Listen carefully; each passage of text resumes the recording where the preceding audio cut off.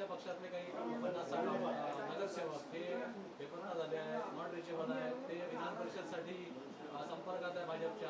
काय तुमची माहिती आहे संपूर्ण संपर्काकडे तो फोटो 3 महिने आधीचा असल्याचा माहिती दिली. नाही, असं आहे की आमचे जवळपास 23 नगरसेवक नॉट रिचेबल आहे चंद्रपूर आणि गडचिरोली जिल्ह्यात. आणि मी 100% सांगतो, त्यांना 5-5 लाख रुपये देऊन त्यांना उचललेलं आहे. आणि हे पैशानी हे सगळी लोक आमची विकली गेली आहे.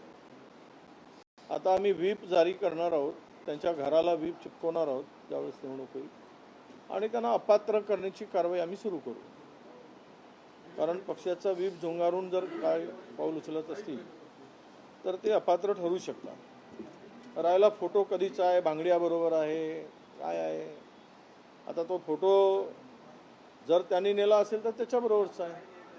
तो आता कधीचा जुना आहे, 3 महिन्याचा आहे की आत्ताचा आहे, हे आता मला काही सांगता येणार नाही. परंतु एक नक्की आहे की चंद्रपूरमध्ये घोडा बाजार प्रचंड तेजीत आहे आणि त्यांनी तो घोडा बाजार सुरू केलेला आहे. त्याची काही गरजही नव्हती. पण असं आहे की आमदार ठेकेदार झाल्यानंतर पैशाची गरमी आणि मस्ती येतेच. शेवट ती मस्ती त्यामध्ये दिसती आहे पैशाची. आता बिना श्रमाने आणि लोकप्रतिनिधी म्हणून जर आता आमदारच ठेकेदार व्हायला लागले तर नीतिमत्ता नैतिकता काय राहिली राजकारणात. हे सगळं धंदा आणि राजकारण, सत्ता आणि पॉवर, हे दोनही जर एकत्रित होऊन जर काम व्हायला लागलं तर सामान्य जनतेचे हाल होणारच आहेत. असंही म्हणणं आहे की तुम्ही आपले नगरसेवक सांभाळू शकत नाही, माझं नाव त्यात का टाकताय, कुठल्याही प्रकारे आमचा उमेदवार निवडून आणण्यासाठी मी प्रयत्न करेन. हे बरोबर आहे ना. उद्या जर सत्ता नसती राज्यात तर कुत्रंही गेलं नसतं मागे. कुत्रंही उद्या सत्ता जाऊ देत आणि न्या म्हणा उचलून, कोणात किती दम आहे. तर सत्तेचा उपयोग काही लोकांना धाक, आपल्या बँकेच्या काही संचालकांना धाक, ते त्यावर ही नेमली गेली, तुमची SIT नेमली गेली, आणि यामुळे त्यांना काही लोकांना घाबरवलं. आणि काही ठिकाणी तर आता ते वारझुके वगैरे का गेले तर त्याचा सरपंच मुलगा आहे त्याची कंप्लेंट केली, त्याला जेला टाकायची धमकी दिली. अशा धमक्या जे देऊन राजकारण चाललेलं आहे, त्यामुळे ते चाललेलं आहे. आता आम्ही सांभाळू. पैसे जर इतके मिळायला लागलेत आणि पैशाचा धंदा व्हायला लागला तर मी पुन्हा जबाबदारीने सांगतो, 5-5 लाख रुपये घेऊन त्यांना नेलेलं आहे. आणि आमच्या लोकांच्या माझ्याकडे तसे पुरावे पण आहेत. त्यांनी तेच म्हटलं की तुम्ही पुरावे सादर करा. आहेत पुरावे माझ्याकडे, मी पुरावे देईल. कधी सादर देईल ना. आता अजून वेळ आहे त्याला. माझ्या लोकांचे सगळे रेकॉर्ड आहेत माझ्याकडे.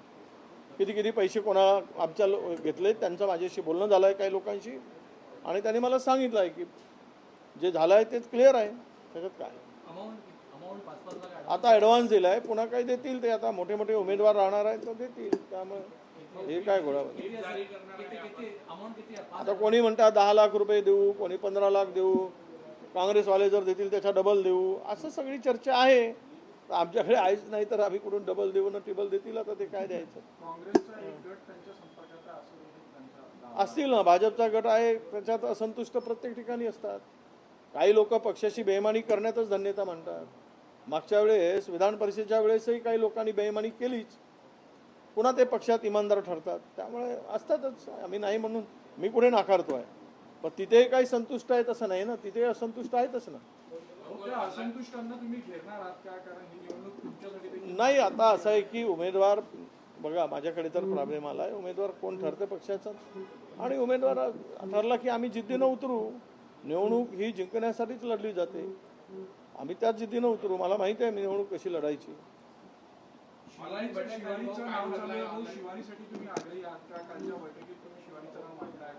नाही, कालच्या बैठकीत नाव आणलेलं नाही. आणि 3 जिल्ह्यातला विषय येतो, वर्धा, चंद्रपूर, गडचिरोली. 3 जिल्ह्यातील बैठकमध्ये काही नावं पुढे आलेले आहेत. त्यातून अंतिम सिलेक्शन होईल. आणि पाहू आता नक्की कोण उमेदवार होईल आज नाही सांगता येणार, पण 1-2 दिवसामध्ये उद्यापर्यंत चित्र स्पष्ट होईल. कारण दिवस 1 तारखेला शेवटची तारीख आहे. पत्रकारांनी फार काही एवढी घाई करायची गरज नाही, आपल्याला लवकरच कळेल ते नाव. पण शिवनी वयाच्या क्रायटेरियात बसत नाही ते वय नाही अशी चर्चा काय नेमकं आहे तो प्रॉब्लेम आहे म्हणूनच आपण थांबलो आहे. प्रहारनंतर आता शिंदे सेनेमध्ये बहुजन विकास आघाडी सुद्धा सामील होते अशा पद्धतीची चर्चा. हां शिंदे सेनेमध्ये बहुजन विकास आघाडी ठाकूरांची सामील होईल अशा पद्धतीची चर्चा आहे प्रहारनंतर. हितेंद्र ठाकूरांची बघा राजकारणात कोण कोणाबरोबर जाईल, कोण कुठे राहील, कारण 14 पासून राजकारणाची दिशाच बदलली आहे. 2014 पासून मोदीचं सरकार आलं आणि ईडी CBIचं सरकार आलं मोदीबरोबर, ECIचं सरकार आलं मोदींच्या बरोबर, तेव्हापासून सगळे राजकारणाचे समीकरण बदलले आहेत. कोणी स्वतःच्या आयडिओलॉजीवर काम करून विश्वास ठेवण्यासारखी परिस्थिती आता राहिलीच नाही. अशा प्रकारची स्थिती निर्माण झाली आहे. एक तर खरं आहे की भारतीय जनता पक्षाला त्यांच्या विकासाच्या अजेंड्यापेक्षा धर्माचा अजेंडा यशस्वी झाला आहे. त्यामुळे त्या अजेंड्यामध्ये सगळ्यांना ते गोवून घेऊन जातील. महायुतीच्या जागा वाटपाचा तिढा सुटत नाही आहे. एकनाथ शिंदेनी अमित शहाची जाऊन भेट घेऊन आलेली आहे. आज रात्री फॉर्म्युला ठरवण्याची शक्यता नाही. ना त्यांचा प्रश्न आहे तो प्रश्न मला विचारून उपयोग नाही. असा आहे की दुसऱ्याच्या घरात काय चाललं आहे यावर मी काही भाष्य करणं योग्य होणार नाही.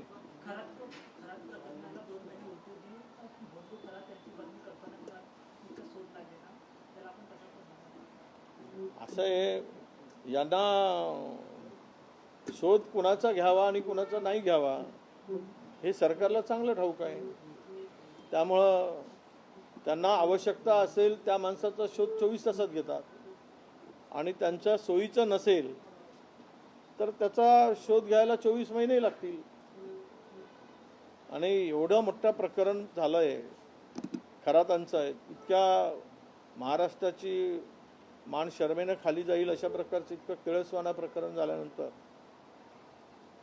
यावर अधिकारी चांगलं काम करतायत. ती सातपुते मॅडम नावाची बाई आहे, ती चांगलं आहे, ती प्रामाणिक आहे आणि ती या प्रकरणाच्या तळापर्यंत जाईल. परंतु आरोपी भेटत नाही हे म्हणणं म्हणजे सरकारचं अपयश आहे असं मी मानतो. बहुजन विकास आघाडीला शिवसेनेसोबत घेण्याच्या हालचाली अर्जुन खोतकर यांनी सुनेत्रा पवार यांची भेट घेतलेली आहे. अशी माहिती आहे की अर्जुन खोतकर हिंगोलीच्या स्थानिक स्वराज्य संस्थेच्या जागेवर इच्छुक आहे. महायुतीमध्ये एकामेकांचे उमेदवार पळवापळवी नाही, अर्जुन खोतकर तर आता आमदार आहेत विधानसभेचे. कोण म्हणे आमदार? आता आमदार आहेत अर्जुन खोतकर. माझे मित्र आहेत ते चांगले. त्यामुळं ते मुलीसाठी दर्शना खोतकरसाठी हां असं होऊ शकतं. आता ते मुलांसाठी इच्छुक असतील तर भेटले असतील. शेवट काही तडजोडी करून काही निवडणुका कराव्या लागतात आणि मुलांसाठी भेटलं असेल तर त्यात काही गैर आहे असं मला वाटत नाही. नागपूरसाठी किशोर कनेर यांचं नाव चर्चेत आहे. तुमची भेट घेतली त्यांनी काय आता आधी माझी भेट घेतली म्हणजे नागपुरातूनच इच्छुक आहेत अशी परिस्थिती नाही. नागपुरात तर आकडे फार आम्ही कमकुवतच आहोत. म्हणजे ते काय लपून नाही आहे, जे समोर आहे ते आहे समोर. आणि चंद्रपूर वर्धेसाठी सुद्धा आम्ही विचारणा केली नाही आणि त्यांनी आमच्याकडे विचारलेलं नाही सध्या तरी. आता उद्या काय विचारतील तर माहीत नाही, पण आज तरी विचारलेलं नाही. भास्कर नन्नावरे, पंटी भांगडिया भाजपचे आमदार यांच्या कार्यालयात जाऊन व्यक्तीच्या साईनचा फोटो शूट करतात. काय सांगणार? त्यांनी 2 नगरसेवक ते गेलाय तो पहिलेपासूनच आमची चूक झाली. आम्ही त्याला नगराध्यक्ष करून त्याला तिकीटही त्यामुळे चुकीची दिली. तो सुरुवातीला आमच्या काही नगरसेवकांचा जुना नगराध्यक्षांना विरोध होता म्हणून नगराध्यक्ष मी बदलला. पण नगराध्यक्ष निवडून आल्यानंतर त्या पहिल्याच टप्प्यामध्ये तो तिकडे जात होता काही लोक घेऊन. पण मला वाटलं की इकडून तिकडे जाणार नाही. ठीक आहे, आता त्याला जायचं आहे तो गेला, त्याला पक्षाशी बेईमानी करून गेला. लोक त्यांना ज्या विचारतील त्याच्या वार्डातील. महाराष्ट्रात कांदा दराचा मुद्दा तापलेला आहे आणि या संदर्भात महाविकास आघाडीचे आंदोलन सुद्धा सुरू आहे. महाविकास आघाडी आता आंदोलन या उन्हात करते आहे शेतकऱ्यांना न्याय देण्यासाठी, शेतकऱ्यांच्या हक्कासाठी.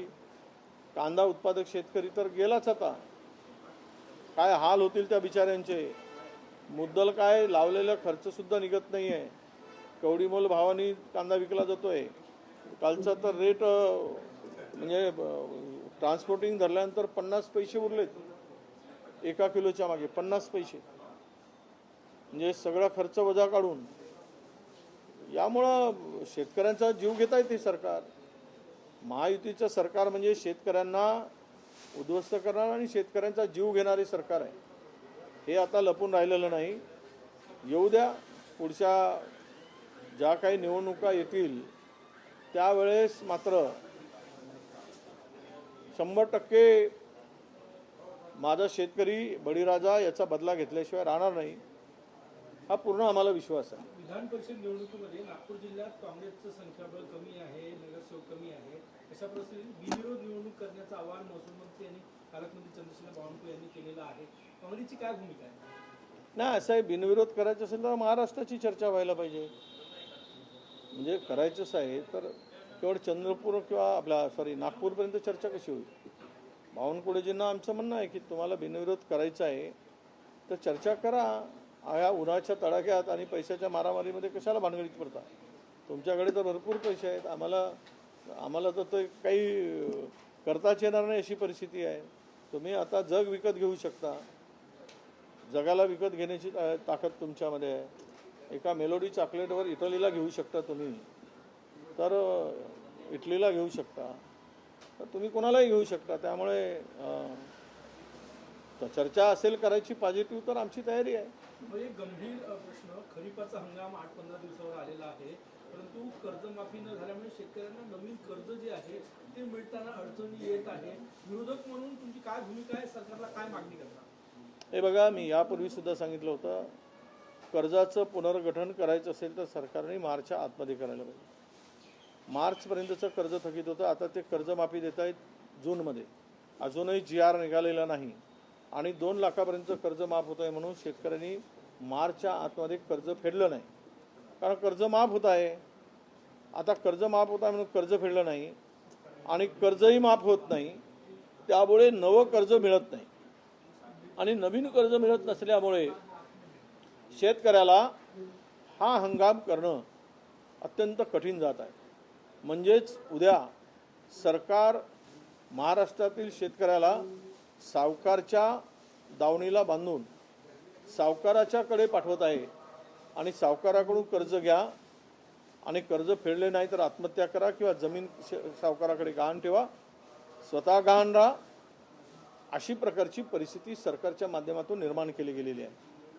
मला वाटतं की थोडीही जरा या सरकारमध्ये नीतिमत्ता नाही असेल तर हे कर्ज जे काही माफ करण्याचा निर्णय होता झालेला मागच्या अधिवेशनामध्ये, त्वरित GR काढला असता. आता 2 लाखापर्यंतचं कर्ज माफ होणार आणि एखाद्या शेतकऱ्याकडे 5 लाख रुपयाचं कर्ज आहे तर त्याला 3 लाख रुपये भरल्याशिवाय तोच 7-12 कोरा होणार नाही आणि तो कर्जातून मुक्त होणार नाही आणि नव्यानं कर्ज त्याला मिळणार नाही. आणि ज्यांना 2 लाखाच्या आत कर्ज आहे त्याची कर्जमाफी झाल्यामुळे त्याला नव्यानं कर्ज मिळणार नाही.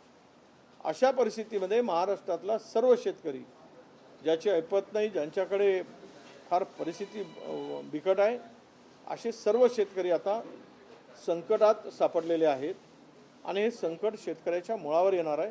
ही परिस्थिती सरकारनं निर्माण केली आहे. मुख्यमंत्री म्हणाले की कांदा प्रश्नावर आम्ही उद्या केंद्रासोबत बोलून कायमचा तोडगा काढू. असं आहे, आता कांदा निघून जवळपास 30-35 दिवस झाले आणि व्यापाऱ्यांनी आपले गोडाऊन भरून टाकले कांद्याच्या शेतकऱ्याची लूट करून.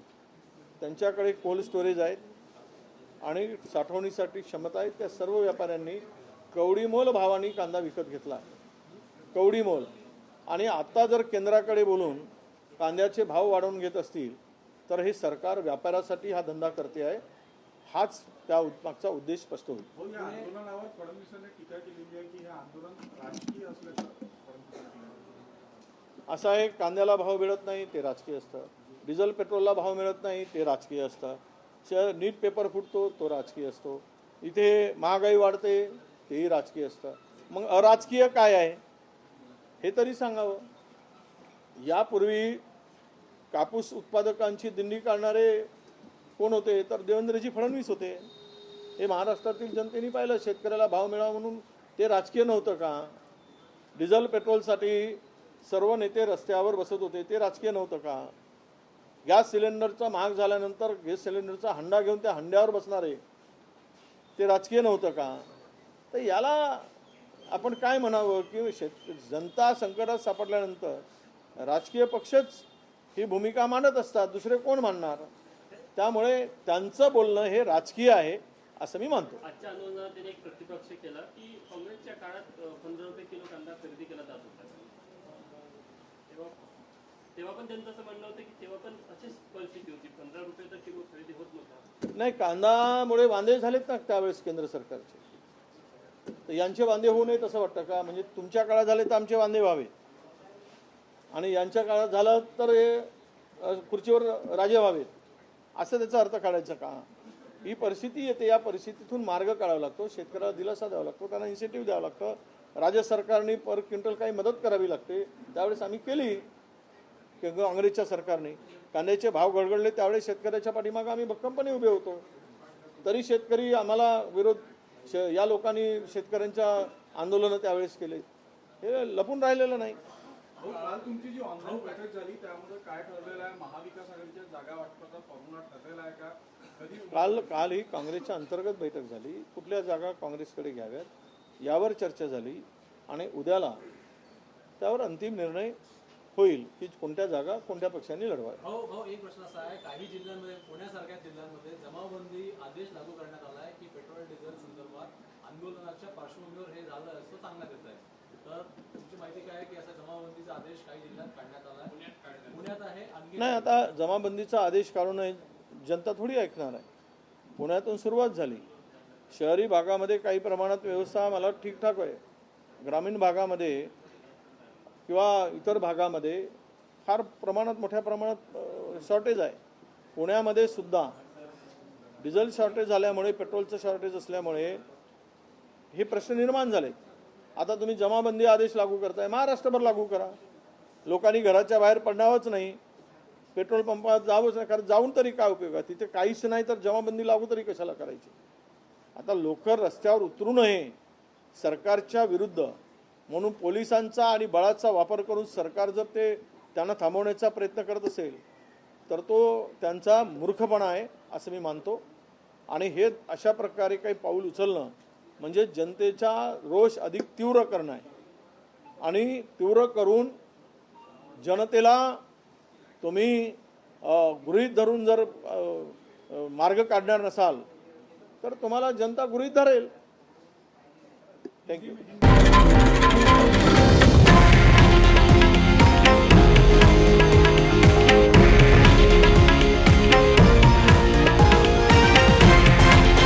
हे आहे देशातील नंबर 1 न्यूज नेटवर्क आणि आपण पाहत आहात TV9 मराठी, एकमेव.